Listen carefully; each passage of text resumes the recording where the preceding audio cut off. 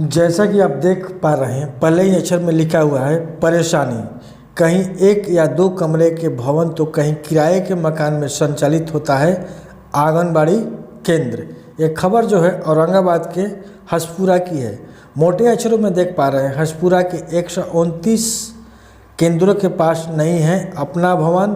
कैसे बनेगा गैस पर बच्चों का खाना। यहाँ पर बता दें कि ये दैनिक भास्कर के ग्राउंड रिपोर्ट की गई है और ये खबर बताई जा रही है। और हसपुरा प्रखंड में कुल 181 आंगनबाड़ी केंद्र में से 52 का ही अपना भवन है।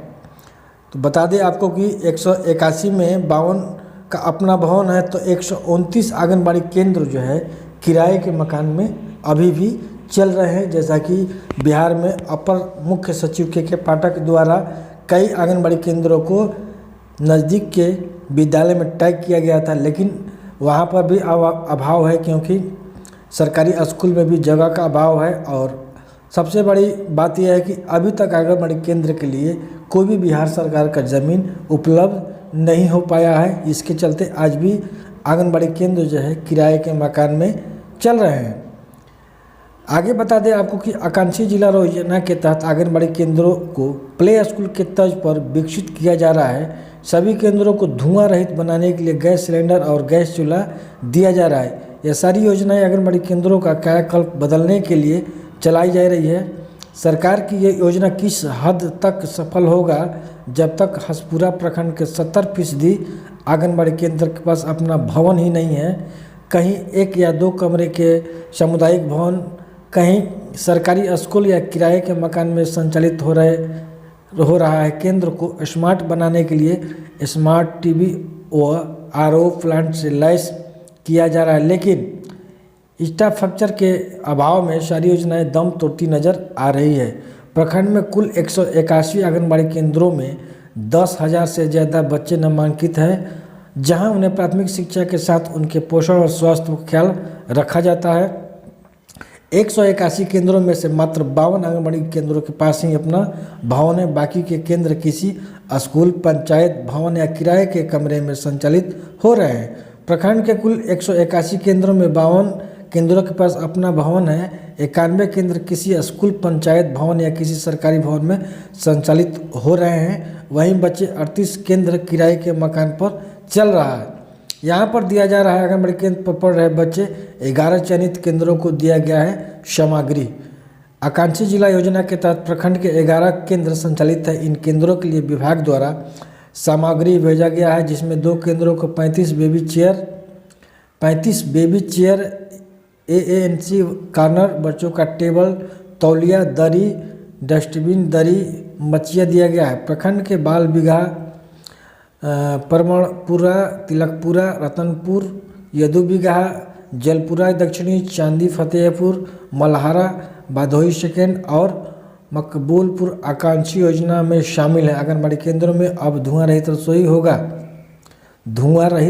होगा, यानी कि गैस पर रसोई होगा। प्रखंड के सभी 181 केंद्रों के प्रति केंद्र एक एलपीजी गैस चूल्हा, 2 व्यावसायिक एलपीजी सिलेंडर उपलब्ध कराया जा रहा है, लेकिन गैस चूल्हा को जलाने और रखने के लिए भवन विहीन केंद्रों के पास सुरक्षित स्थान ही नहीं है। ऐसे में बड़ी दुर्घटना की संभावना से इनकार नहीं किया जा सकता है। देखिए, यहाँ पर स्पष्ट कहा जा रहा है कि जिसके पास खुद का भवन नहीं है, वहाँ पर गैस सिलेंडर की सुविधा अगर मिलती है तो वहाँ पर एक बड़ी घटना की भी संभावना से इनकार नहीं किया जा सकता है। बिल्कुल सही बात है, लेकिन किराए के घर में जो चल रहे हैं वो सारी व्यवस्था होती है। इस तरह से सामग्री को रखने के लिए केंद्रों के पास न स्टोर न ही किचन रूम। केंद्रों को समृद्ध बनाने के लिए उन्हें सामग्री तो उपलब्ध कराए जा रहे हैं, लेकिन सामग्री को रखने के लिए केंद्रों के पास न तो स्टोर रूम है, न ही खाना खिलाने के लिए अलग से किचन है। जहां बच्चे पढ़ते हैं वहीं खाना भी बनाया जाता है। लकड़ी के ईंधन से खाना कमरे के बाहर बन जाता था। जैसा गैस चूल्हा मिलने के बाद कमरे में भी खाना बनाना आंगनबाड़ी सेविका सेविकाओं की मजबूरी बन जाएगी। बच्चों के चंचल स्वभाव के कारण एक ही कमरे में पढ़ाई और गैस चूल्हा रहना खतरनाक हो सकता है। विभाग का प्रयास है कि सभी आंगनबाड़ी केंद्रों के पास अपना भवन हो। कोई भी केंद्र किराए के मकान में नहीं चले, कोई सरकारी भवन उपलब्ध नहीं हो। तब भी किराए के मकान में केंद्र संचालित किया जा सकता है। पिछले कई वर्षों से पंचायत प्रतिनिधियों को भवन निर्माण के लिए राशि भी उपलब्ध कराया गया था।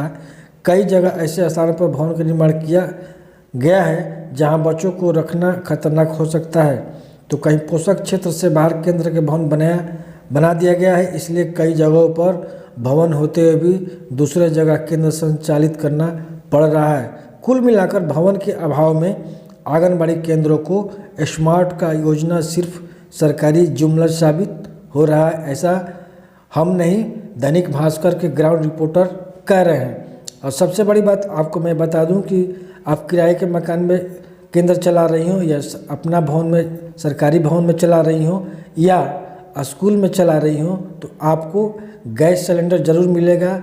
और जहां तक अब आंगनबाड़ी केंद्रों में बिजली कनेक्शन की बात हो गई है, तो जो सरकारी भवन है उसमें बिजली कनेक्शन दिया जाएगा, लेकिन जो किराए के मकान में चल रहे हैं केंद्र, उनको बिजली कनेक्शन से दूर रखा गया है। चलिए, ये बड़ी खबर आपको मैं बताने का भरपूर प्रयास किया हूँ। ये औरंगाबाद के हसपुरा प्रखंड की खबर थी, जैसा कि दैनिक भास्कर ग्राउंड रिपोर्ट के हिसाब से ये सारी चीज़ों को खंगाला हुआ था। चलिए दूसरी खबर को भी इसी समय देख लेते हैं। दूसरी खबर में जैसा कि आप शीर्षक में देख पा रहे हैं, आंगनबाड़ी केंद्र पर गर्भवती महिलाओं की हुई गोद भराई की रस्म, दी गई सलाह। ये सिवान जिला के हसनपुरा की खबर है। वो था हसपुरा औरंगाबाद जिले की खबर, ये सिवान जिले की हसनपुरा की खबर है। मातृ शिशु मृत्यु दर में कमी लाने के उद्देश्य और गर्भवती महिलाओं को कुपोषण से बचाने के लिए नगर पंचायत के अलावे प्रखंड क्षेत्र के विभिन्न पंचायतों के विभिन्न गांवों में पारंपरिक मंगल गीत के साथ गर्भवती महिलाओं का गोद भराई की रस्म बुधवार को संबंधित आंगनबाड़ी केंद्रों पर आयोजित किए गए। इस दौरान परिसर को रंगोली से सजाया गया था, जहां गर्भवती महिलाएं और बच्चों को देखभाल को लेकर कई जानकारियां भी दी गई। इस दौरान गर्भवती महिलाओं को फल, हरी सब्जियां, चावल, दाल, अंडा व अन्य सामग्री देकर के विदा किया गया।